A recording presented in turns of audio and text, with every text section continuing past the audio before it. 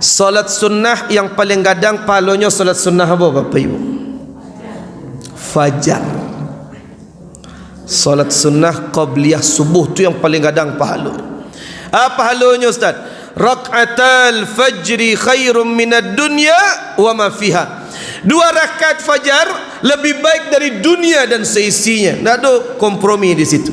Solat sunnah yang paling afdal 2 rakaat sebelum subuh. Tapi tunggu dulu Pak. Tunggu dulu Bu. Tanya Bu dulu. 2 rakaat sebelum subuh yang lebih baik dari dunia dan seisinya dikerjakan sesudah azan atau sebelum azan?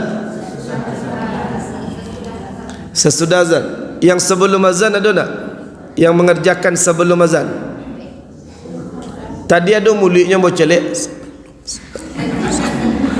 Jenak malu saja tangan. Kini mau sampaikan Bapak Ibu, hati-hati.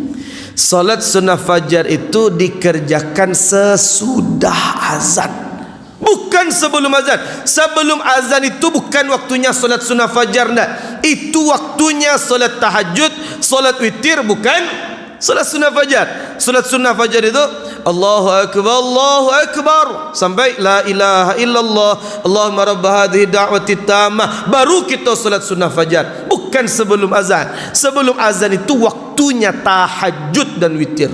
Video selengkapnya bisa ditonton di channel YouTube Pita Ruah Buya.